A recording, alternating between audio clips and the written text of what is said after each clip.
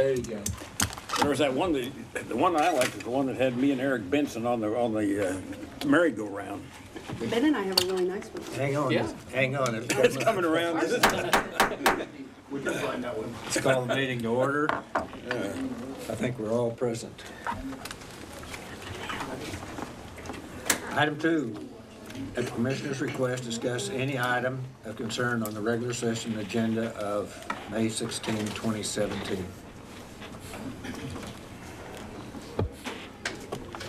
Anybody? I've already brought up Kurt Rogo. We'll go to item 3, discuss the 2017-2018 City of Enid and authorities' budgets. I have a question. On page 11, under the franchise tax revenue, we budgeted for $227,000 less than this year. And the detail is on page 20, Gerald. Page 20.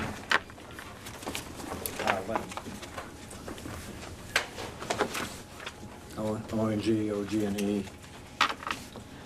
Yeah, I believe that the OG&E franchise fee, I think, has been lower. Is that what you're? Almost all of them. Erin brought that up on the original presentation that she did.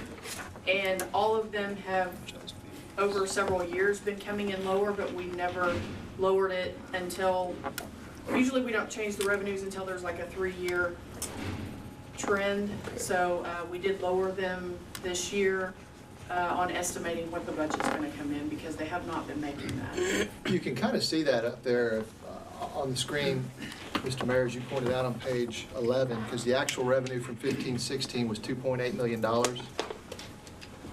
The actual, okay. Yeah, you can see that up there. Is the pointer up here? Yeah. We had budgeted 3.1 for this year. Actually, it's right there.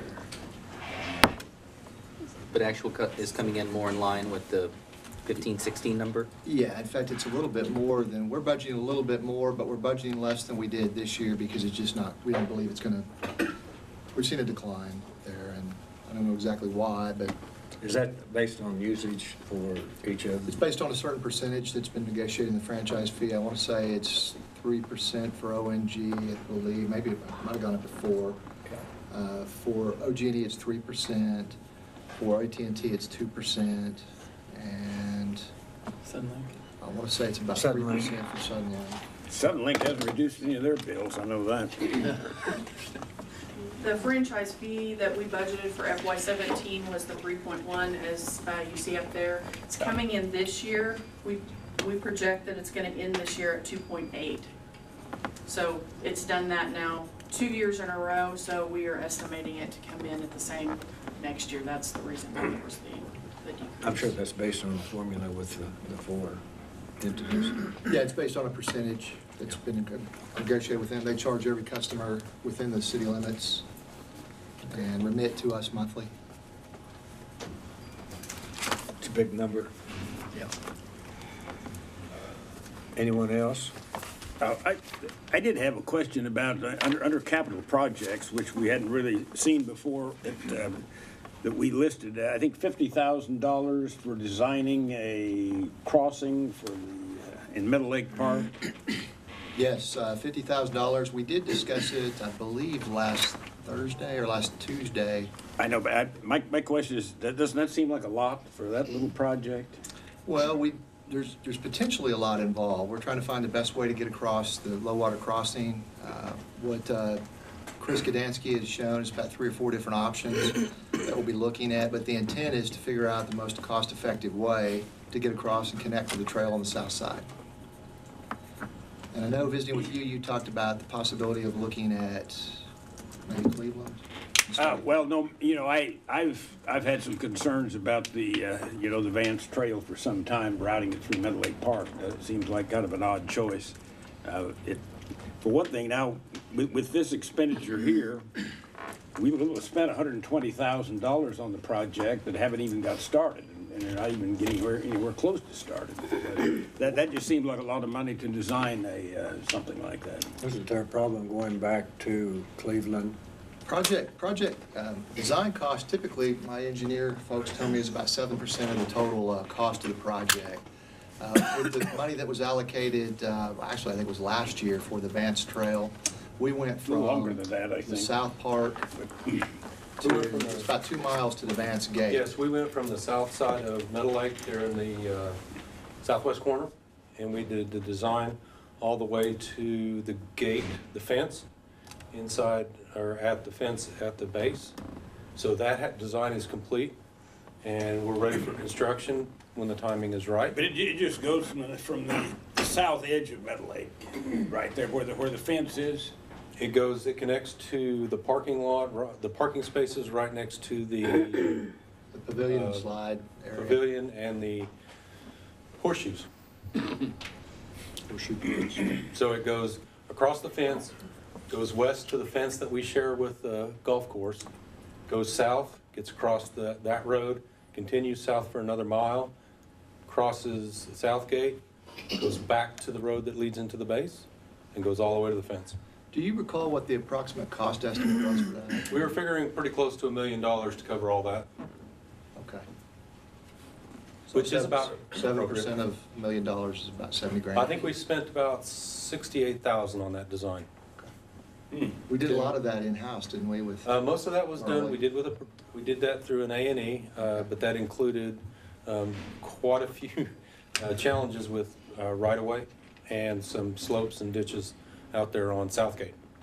You know, how do you get the pedestrians safely across Southgate since the crest of the hill is uphill or to the west of where we wanted to cross? We had to make sure that we had good enough visibility so traffic coming over the hill would have time enough to stop. Well, I think I want to see the, excuse me, I think there's value in having the trail go through Meadow Lake. I mean, aside from, we already have trail to Meadow Lake, it also connects one of our big parks on the trail system and all that. What I don't want to see is us spend $50,000 and come back with the engineers say, we know exactly how much this expensive bridge we're never going to build is going to cost. I mean, we know that bridge is going to be really expensive. Let's not waste a whole lot of money figuring out exactly how out of our price range it is. But that's not really the purpose of this project. The purpose of this project is to get the people who understand those things, hanging trails off bridges, for example. In each of those 4 locations, obviously the dual pedestrian trestle, we have a pretty good idea what that is. But those others, there's a lot of things that we need to investigate. Geo conditions, who has jurisdiction, can we actually build where we want to build? And then what are the complicating factors? Right, I just mean, what $50,000 in the engineering world, I understand isn't that much. What your presentation was we're gonna figure out what it would cost to build, or A, B, C, or D. Right, And what I'm order of saying is, magnitude, I yes. don't really care about the trestle bridge. It's gonna be too expensive. I'm not that interested in the bridge along Highway 81. I think that would be too expensive. I'm really interested in a dead simple concrete low water crossing. And if that is which almost can't be more expensive than the others. I don't want to spend $50,000 to come back with 4 price tags, 3 of which are astronomical and 1 of which is only crazy expensive. We know I think we can tell without a whole lot of effort what the most affordable option will be. I'd rather not waste a bunch of money discovering how crazy the other 3 are. Well, there are some things we need to investigate in those options, but we will come back to the commission. And my intent with that money is to figure out the best low-cost way to get across there and get a Great. connection plan, so that we already have the plan on the shelf ready to go, and we have funding to get to Vance. Now we want to get the plan to get across Meadow Lake together. We'll still have the issue of going to get the funds to build the whole thing. But I think you have some ideas, and I think we have some ideas too on how to get there. Do we have funding to get to Vance? No, Not yet. not in the current budget, no. Not yet. Or the proposed budget. If We you did, think it's that going was- to be about $1 million. One of the things that we have thought about is, which we'll talk about probably more in a minute, is leveraging Mike Cooper's assistance even more to help us with infrastructure needs, streets, water, trails, etc. This is something that would qualify for strategic military funding, I believe. I think Mike's already talked about that as a possible project for that funding. It's also something that may qualify for Safe Routes to School grant-type money in the future. So there's a couple of options we're looking at to help figure out and raise some funds to pay for actually building this trail. And this is one, I started talking to Mike about this 2 years ago, better than 2 years ago now, and he said, there are options out there, you folks need to get a design together first, and then we can go look at funding options. And so this was, I thought we would have the design together after the last year's budget. Turns out it didn't actually get us across the pond, but after this, we should, honest to goodness, have a design for the whole shooting match, and then we can go pursue funding. Yes. Tell me again about the Don Haskins Trailhead. The Don Haskins Trailhead, which is currently out for bid, is, In this year's budget? we have a grant for that. We'd originally gotten that grant, we applied for 2 grants originally, one for the Government Springs and one for around the Oakwood Trail area.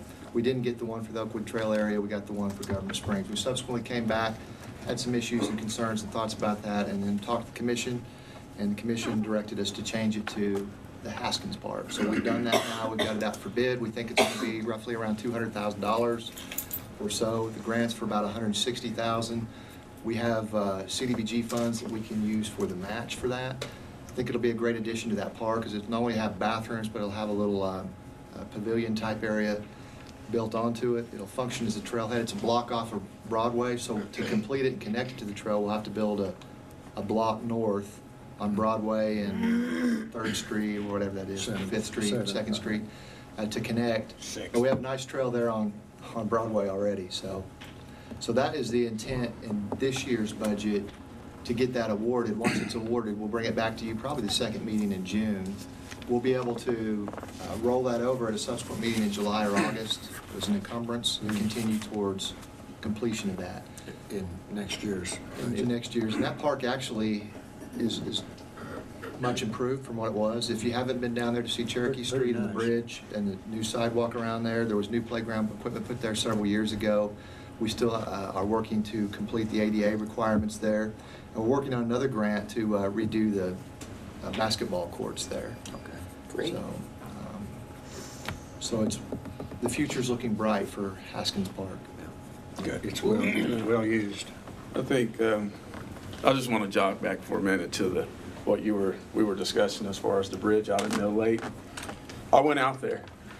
I really took a good look at it. In fact, I went back out there today to look at it. And in my opinion, from my experience, structurally, the structure's already there for the walkway, due to the fact of the metal beams and the structure that's already there. It wouldn't be that hard to come in and weld. It's just like adding an addition to a house. Structurally, it's already there. It's really sound from the appearance. And I believe we'd probably save more money if we took a real good look at it. And safety-wise, in my opinion, again, I think safety-wise, it would be safer. Because if you put concrete down low to a water spill where water's flowing over, and say we get a good rain and no one's really paying attention, how are you going to get them out of there fast enough to keep from drowning? So just by going out there and through my observation, I really do think structurally welding to the bridge like you would do in addition to a house, it would be more cost effective, we would save money, and it would be more safer. Because there is a retaining there. The existing bridge, because there's a retaining wall already there, and you can always add to it. Well, you know, we have 2 bridges out there that you could consider. Right, there are. The one There's next 2. to Van Buren, and the one that the railroad track crosses on the west side. And I actually focused more on the one that was on 81. I really didn't focus as much on the other bridge. I looked at it. I thought the same thing, and you don't have that much expense to go through there. Yeah. Well, a little concrete path with a small amount of water running underneath it's going to be a whole lot less, just in terms of engineering. I mean, my concern with with the tacking onto the bridge is the approval process from ODOT on that 81 bridge. And it seems like anytime we build something that's not just concrete, it costs an arm and a leg. I mean, it's the cost of this stuff just blows my mind. I mean, I share your concern with the safety. What I imagine is we have below the spillway, where the creek is 99.8% of the time about this wide, we have just a small walk over the water. And then on the rare occasions where we get a real storm, water will go over. And we put up signs, you know, careful in high water. But the thing is, kids are walking through that water today. Everybody goes, I mean, I grew up walking up and down that water. I mean, I grew up playing in the spillway. And so if we have a concrete path that 99.8% of the time is dry and occasionally gets washed out, and we got to go hose it off, that seems just so much simpler and cheaper. And you're right, there's a danger of somebody not paying enough attention, and we have to do some signage. But, you know, I was screwing around in those creeks when it was raining as a kid, and whether there's a sign or not, if I'm a kid, I probably still do it anyway. So there's some amount of kids will exercise poor judgment regardless of how much we protect them from it. Let the engineering department do their Yeah. job. Well, that's my intent, is with that money, is to bring the options to you. You guys get to decide what the best way is and the way you want us to go, and then we want to finish up the plans and have it ready so that we can go get funding then to build the whole thing. Yeah. That's the intent with the 50,000 that's in next year's budget. Anything else on item 3? Is this the budget? To discuss the budget item? Yes, sir. Yeah. Joel, do you have anything? Is there anything you want to discuss that we've talked about in the previous meetings? I know that there's been a little bit of discussion. We talked about Visit Enid, we talked about consultants, we talked about ADA crossings at Oakwood Road. I don't really recall anything other than those things that you might want to talk about. Tammy, I think you talked about wanting to have some things to talk about. No, I think I'm good. The public art line is in here, right? Yes, we have, I believe it's $75,000 in the general fund and general government, I believe. I'm good. Well, you know, Gerald, you and I have discussed the Oakwood Road crossing, and I think that we've kind of got that worked out, so. I like your suggestion about, again, the same as the Meadow Lake crossing, let's work on a design. I've already talked to Chris Gdansky, he's confident we can probably in-house work on that, come up with something. Our estimate right now is $5,000 to $10,000, and we'll adjust operating funds we have to work on that. And then once we come up with a design that we think is the best option, you guys can again decide, and then we can move forward and try to get funding. The safety there is just like the safety at the Middle Lake crossing. Well, then It's a isn't big there also- safety concern. Isn't there also, weren't there people asking for one over on Cleveland by the, Autry, no, not that one. There were Willow. by the Meadows. Didn't they I thought somebody at the There Meadows is a had, crosswalk I there. thought somebody at the Meadows had asked for one before, but maybe that's a long time ago. No, I don't think so. Like I say, there used to be a school crosswalk there, but there's not a child in the Meadows that walks to school anymore. Oh. No, I was thinking across Cleveland, like to Sunset Plaza for some reason, to that retirement apartment. Maybe I'm, You think of- There's the are you- I might be making that Are you completely thinking up. of? Well, there is they do use that crosswalk there occasionally. The trail. Actually, ma'am, they did ask for some assistance in working on their bridge across the drainage structure. We cannot help them with that, because if we touch it, we make it compliant. It's just one of the rules we live by. We did assist them a little bit in getting the trail, a small sidewalk, down to their bridge. And which bridge are you talking about? It's the one that runs north and south, just south of the Commons, What has and the trolls actually looking up there? crosses that structure, Oh, that drainage. you mean Meadows? We're talking about Meadows Point now, or the Commons? The South Cleveland, just south That's of, Meadows Point. just south of the Yeah, Meadows Port Point. Channel. Yeah. And it's Meadows Point, Meadows Point. Not the one that goes across the drainage ditch there to the shopping center. No. Yeah, I know the city built that one. A while back. Yes, a while back. Quite a while back. We wouldn't want to touch it either. Probably about 35 years. Anything else? Gerald, do you have anything else? That was really all I had to discuss. If you guys, 3 new commissioners have been through the process. Is there any questions you have about the budget? I think a few of us that are new on the panel were surprised by how much Visit Enid budget is. It's almost $500,000 for a 3-person shop. I think we're also surprised by how much it costs to attract events here like the Junior College World Series and all that. I never realized how much money it cost up front to attract those kind of attractions. And that money's all coming from the hotel Hotel tax? motel tax. Okay. Yes, I believe that's the way we had it I set think it's up. allocated to that. I'm still surprised how much it costs to make a Yes. bathroom. Yeah. Yes. Still surprised. It's got the $200,000 Blue square in ones Aspen aren't Park. I will say on Visit Enid, it was set at $456 in the current year. Yeah. And it's $475, which I think is $19,000 higher in the proposed budget, and there was a nominal increase, which we could take out if that was the will of the commission, but the $15,000 portion of it was for a kite convention in 2 or 3 years. What I'll do with Marcy and with Kevin is we'll look at that, what the economic impact is. When we look at giving funding to help bring those here, we should, and we are doing it, we're not just doing it to give $1 to get $1 back. We're expecting to get more money. And the benefit of some of these things is difficult to measure sometimes, just like down with our event center, because if we just measure direct dollars to direct dollars, sometimes it doesn't make sense. But when you bring in visitors to the economy, particularly out-of-town folks, like we think the Kite Flyers will, and the National Junior College World Series, and we had tried to get I think it was a junior college basketball tournament, and that didn't work out in future years. A large part of their funding, about half their funding, is for personnel, a little less than half, I think. And then the rest of it is in marketing, advertising, incentives, agreements with the JUCO, College World Series people, and other incentives, I guess if you'll call it that.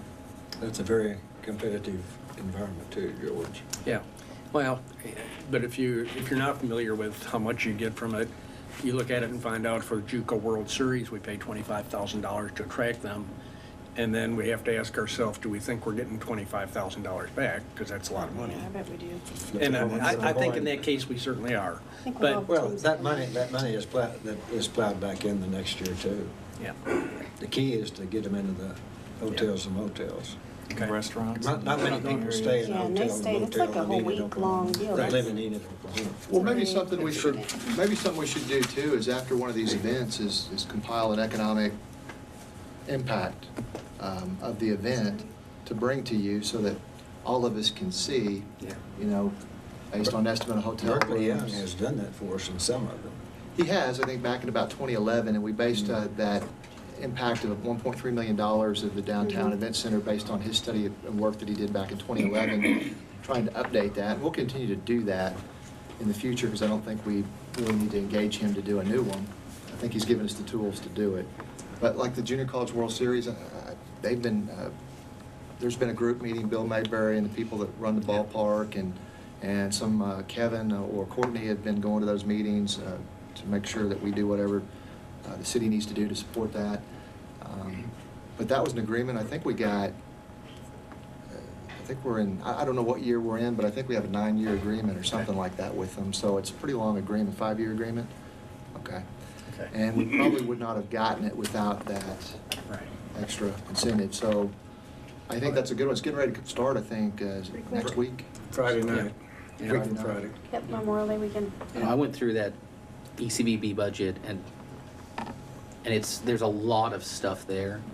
There wasn't anything that jumped out at me as, Okay. okay, this is crazy. Yeah. It's one of those, there's just a bunch of, little and medium-sized stuff that just quickly adds up. Right. Gerald, No, that's one thing that I'm curious about, and I don't think I've ever heard any information about this, does the county subsidize the expo center in any way, shape, or form, other than the hotel motel tax? I could not speak for the county on that. I know with the hotel motel tax, which is 8%, 3% of that goes They get part of that, for I know. operations. And that was passed back in '01 or something like that. I don't know if they have a lot of other money to supplement it with, because the Fairgrounds Authority or the Expo Authority that runs that is a separate entity from the county. Steve Barnes, I could ask Steve Barnes to, It just, I don't know, occurred to me, I just wondered if they did.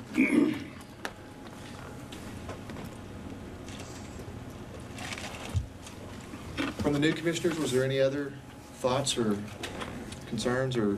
When it comes to Visit Enid, I think my only real thought process with them is that I kind of was curious as to why they weren't co-located in the CNBC Center.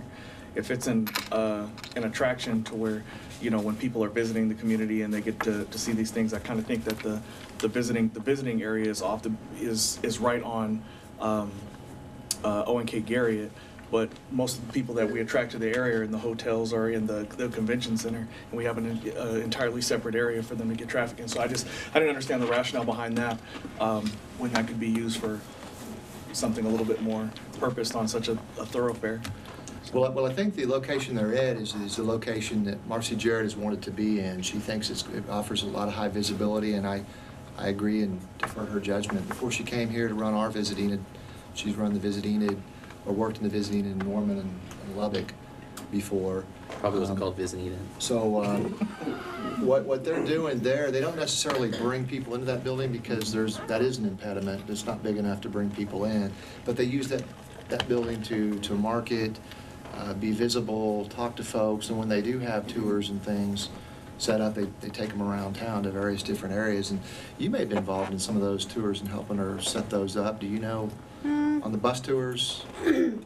I've gone to like speak to a couple of groups that have come in and stuff like that. I haven't really been on the organizing end, but I've helped out whenever they've had groups come in and have come and kind of given a welcome on behalf of the city and things a few times like that. But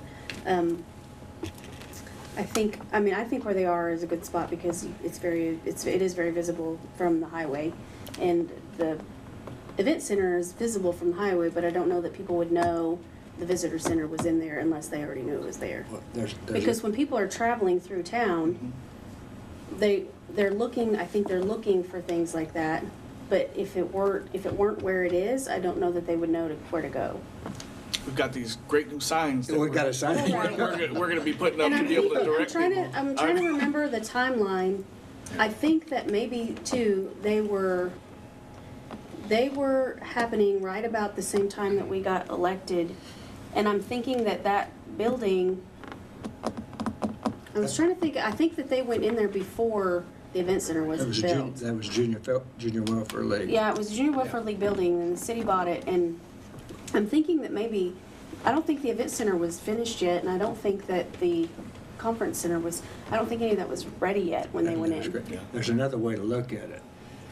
If the Family Dollar building is gone, and that other brick storage area is gone, and all of that is clear, that is where the entryway will be into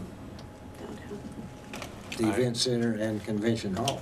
You've got to look down the road. Yes, sir. And I can't tell you how many years that is, but that is part of the plan, to make that the entryway into the event center and convention hall and the David Allen Memorial Ballpark and the hotel. I also imagine parking's part of that, and that with that building, there are parking spots right there. You can just run in and grab the, you know, Maps. the maps and all that stuff, and a little harder with convention hall. With the parking and convention hall and the space that we. Oh no, just be a little quick, Quick. walk out my door and walk, because all the the- 10 feet instead of the 100 feet. Yeah, well, and all the offices in convention hall are upstairs Upstairs. and not super visible to the street. So I mean, you could put signs, but it'd be kind of Also, we own that building. a trek to go. and Enid- you know, the Enid Television, the Enid Television Network is in that building too. Yes, sir. I understand. I know that as well. Think down the road of what's gonna happen at that entry level into Most definitely, Mayor. downtown Enid. I'm really just thinking of I'm just spitballing, but really just the effective use of space and what we could do in order to be able to mitigate the city's footprint in areas in which we don't necessarily have to be there, when we have space that we could be utilizing for that, and then release that space back to the commercial sector to where we can generate sales tax. I'd much rather be in the hands of somebody who's generating money in order to be able to further the city, as opposed to, a place to pick up pamphlets and. I agree with you. I think at the time it was, I think at the time that's what, it was owned by the city, and that was Sure. at the time the most effective use of the space. Sure. Because the other buildings weren't there yet, or weren't ready for it yet. So I think that's probably how that ended up landing there, but, and because it is on.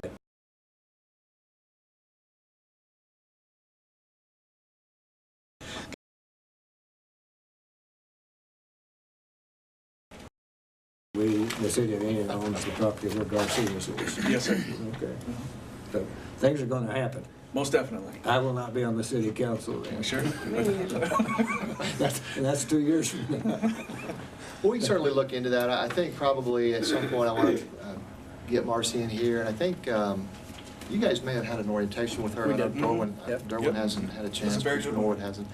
And I'm pretty sure what she would say if she was here, she'd say she likes that location. Now, that doesn't mean we couldn't look at something, but we need to do it. If we were going to do that, we need to make sure that we maximized our efforts. Your logic about sales tax is difficult to counter too, because our we main need more sales thoroughfare. tax, so. All right, anything else on the budget? We get a chance upstairs to approve it, so if there's anything you want to change, that would be the opportunity to do it. Item 4, present and discuss ISO public orientation classification. Yeah, Joe Jackson's got some great news for us. Great news. Long time coming. An hour to fill. Pass those down for me, Commissioner. Talk slow. Most definitely. An hour to fill. Same deal. Yes. By the way, thanks for the fish. Oh, no problem. Yes, thank you very much. Also the good news.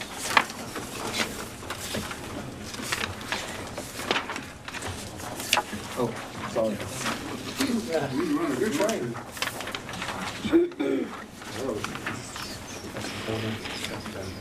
All right, good.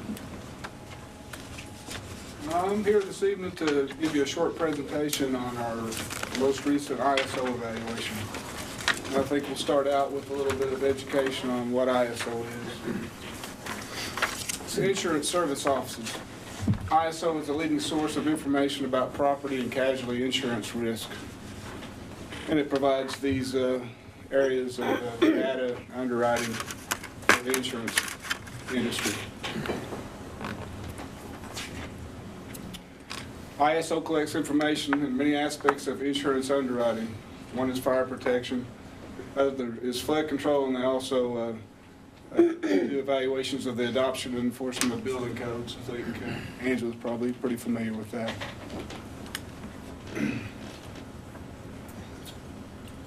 ISO uses the public protection classification to evaluate municipal fire protection efforts throughout the communities.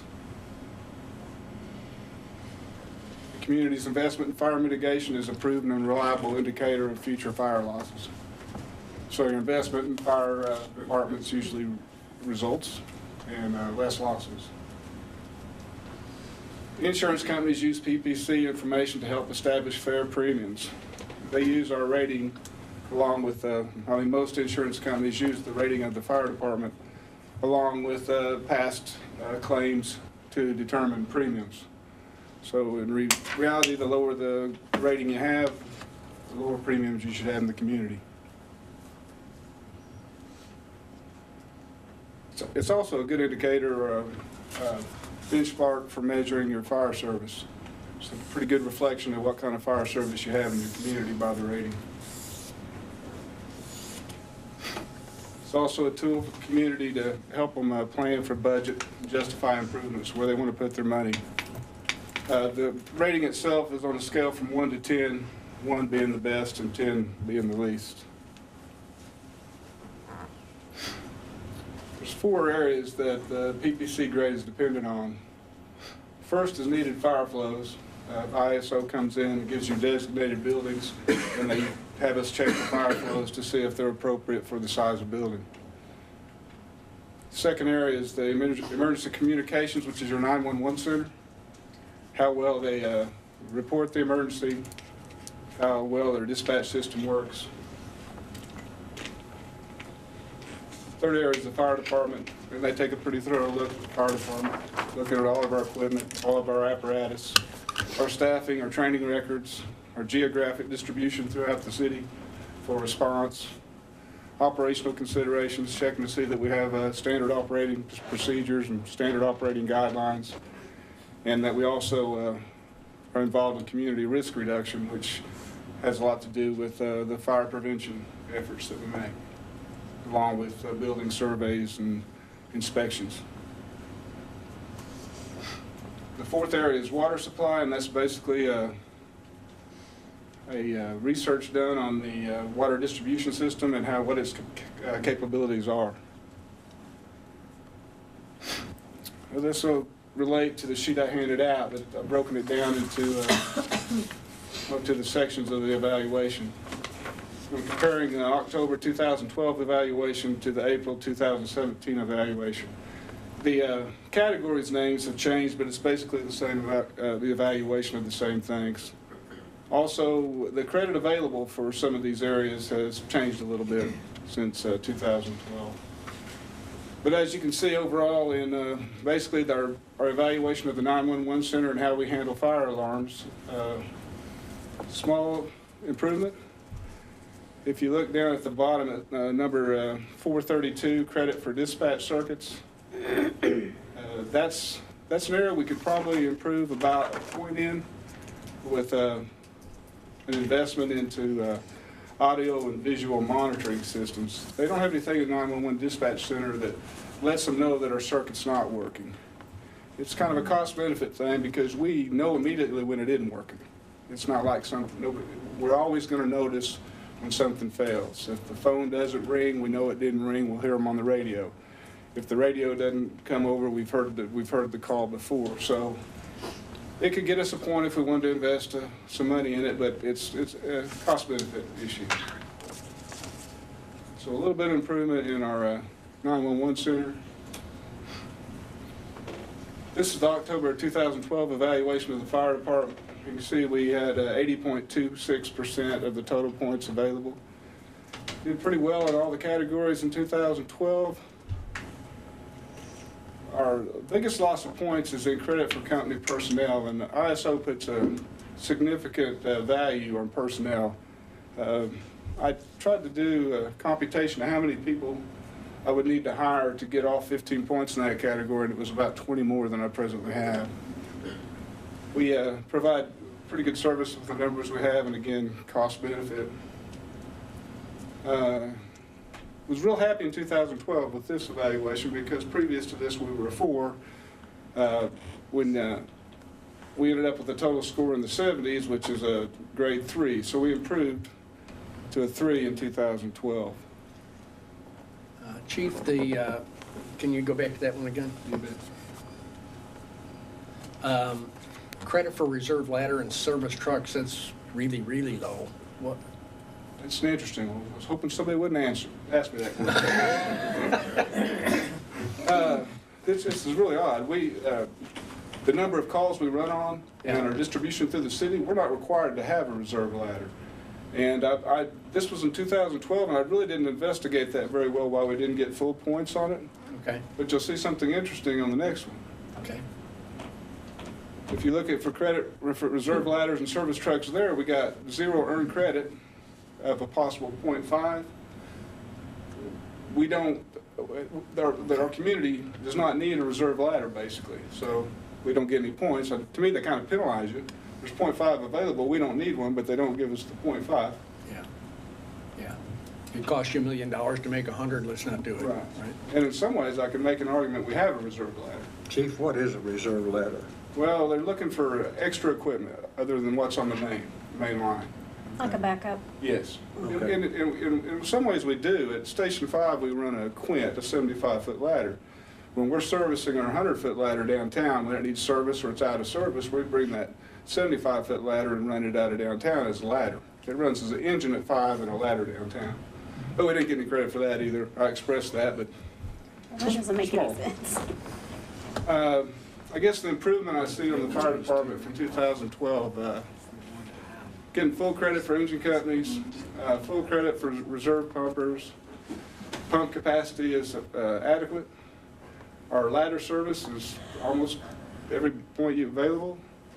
Again, our deployment analysis is good, and that's how we're distributed through the city, and also our operations on how we respond to emergencies, or basically structure fires. Again, credit for company personnel is where we're the most efficient and where we get the least %. Our training improved. And credit for operational considerations, which goes back to SOPs, what our plans are for the emergencies we respond to. So if you look at the total points that we received, a 41.64 out of 50, you can see the biggest efficiency there is a little over 6 points in personnel. So in reality, with the funding we have and the manpower we're going to run, we can improve a little bit in the future on the point system. I don't know that we can improve on the rating. Then we come to water supply, and I want to commend Lou Mance and the water department because they made some pretty good strides in 4 or 5 years. Again, the credit available has changed a little bit, so I'd look at the percentages categories, what we've improved to in April. But as you can see, they got 30.1 out of 40 points, or 75% of the points. And this is the final calculation. They have a divergence factor, and it's basically the difference between your fire department rating and your water supply. And it's a complicated formula they use, but you can see we've got closer with water to the scoring of the fire department because the divergence they subtracted is less. So we've made some improvement in water. And they also had a new category this year. It's called community risk reduction. And this is basically the fire marshal's division, the code enforcement they do, the fire prevention activities they give points for, and also certifications of that division. So that was a new category that was added on there. And when you get to the final result of the evaluation, I didn't get to it. We ended up with a 2. So this is basically the history of our PPC rating. In 2000, we were a 4. Before the last few years here, they only evaluated us about every 10 to 15 years. Now they're doing it every 4 to 5. So they came back in 2012 and our rating was reduced to a 3. This evaluation was done in the summer of 2016. The initial rating we received from this evaluation was a 3, but when we got the results back to me, I saw some discrepancies and some things, and I asked some questions, and I asked them to reevaluate, and they did, and the result was we revised to a rating of 2. There's either 11 or 12 other rated 2 departments in the state. There's around 1,300 across the nation.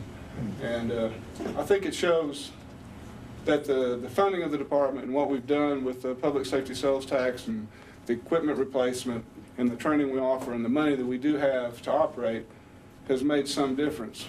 And I bet you're going to ask me, how much difference does it make on insurance rates? There you go. Good question. I have talked to one insurance salesman, and it's not all based on the PPC rating, but he said after the 2 rating and his new rates, commercial had dropped 3% and residential 7%. Mm-hmm. However, different insurance companies figure the premiums in different ways. It's just one method. And that applies to the whole community? Say that again. And that applies to the whole community? No, I can't say that. That applies to the customers of that insurance company. Well, but I mean in The Enid. rating? The ISO Yes. rate. the I ISO mean, that rate helps is total. everybody. Every in the community. homeowner Yes. insurance should Gotcha. drop by some amount. Yay. Good. That's awesome. I noticed on the comparison with the water supply that there is some room to be gained with this credit for supply system. Will the once the pipeline is done, assuming we can afford to build it, will that get us additional credit for, I mean, is that what it means by supply system? Is it the infrastructure or is it the actual supply? It's more on what the capability is of the water system at different locations. Okay. in reality. So it's not the whole system, it's point. It's point. Okay. They look at, it's always odd to me, and the structures never change, they're always the same building.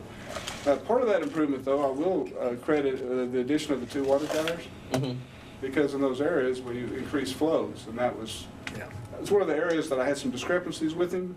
He didn't use our new flows for this year. He made kind of a mistake in his calculations. Okay. And his question to me was, well, what would have changed since 2012? And I said, We built a well, couple big new, we put 2 water. A lot more water pressure. We also ran a valve turning program where we found some closed valves and we made some modifications with Lou's efforts in the water department out there replacing valves that are broke. great. Increases our production capabilities. I think the Colorado Lake pipeline should have a great importance. I agree with I you. bet it has some difference too. You won't know for 4 or 5 years, but at least it's in the mill. When you all get the 911 calls, are you given a description of what's going on? If a structure fire will just come in as a structure fire. Sometimes we'll get some additional information on the way. Medical calls, we get a lot more description. They'll dispatch us as a medical call, but then they'll follow up with what kind of condition the patient's in or what we're responding to. Because I wonder, it used to be that IMSA would come out first, but it changed. And I wondered why that had happened. Because a lot of times you have big fire trucks coming down the road Right. versus a little. Well, I mean, I don't know how many years ago we started running the tiered response with Life EMS, so we're running on basically probably 90% of the medical calls. And we're dispersed in the community well enough that more than likely the fire truck's going to beat the ambulance just due to the location we are. What's your time frame to get there? Is it 7 minutes? We try to do better than that, but that's the guideline. We try to get there in 4 to 5. Good. A lot of those factors of response time and how quick we get there and how many men we get to the scene, those are the things that ISO looks at. So I always thought it was kind of interesting, the difference between how many officers O'Rourke at the police department has to run compared to how many people I have to have on duty. It's amazing to me that, I know O'Rourke, at some of his shifts, he has 5 officers on duty. But every day that the fire department's doing business over there, we have at least 20 men. But the reason is, we're trying to meet these standards to get 13 or 14 people on the scene of any structure fire within 7 to 9 minutes. I've always thought it was kind of interesting that on your homeowners policy, it shows the distance from fire station. It's always the central fire station, even though there's a substation closer to your location. That ought to be corrected. I don't know if it'd make any difference as long as you're close enough to that station to receive this rating. It just always seemed odd to me when they showed that policy. It's always in the central station. Within the city limits of Enid, there's an area called rural, where we're too far away from the water distribution system. I know that they can charge you higher rates. I don't know that all of them do for being in those areas, but that you wouldn't be receiving the Class 2 rating if you don't have basically a hydrant system in your area or you're not close enough to a fire station. If you live across the street from a substation, you ought to get a better rate than somebody I don't that think you lives should pay 10 miles away. And that's probably, insurance companies probably have their own rules about whether it's a central station or a substation. Probably something you ought to complain about. Well, we just provide the information they're asking and they do with it what they need. What do you have to do to get a 1, work on the personnel side of it? That would be your major, major hurdle there. And I'm just being honest, it's really not feasible. We get the job done, like I say, with the men we have. I don't know that it's worth the salaries of 20 men to It's get it. it's dollars and cents. Yeah. I think a 2's pretty good. Yeah, good work. That's great. Right, Great improvement. Very good. thank you. Anything else? I think that's it. Mike Cooper will not be here tonight. He is busy with the legislature in Oklahoma City. He was here this morning for a VDA meeting, but he got called back to Oklahoma City, so we will reschedule his discussion items. until later. We are adjourned. We get upstairs at 6:30.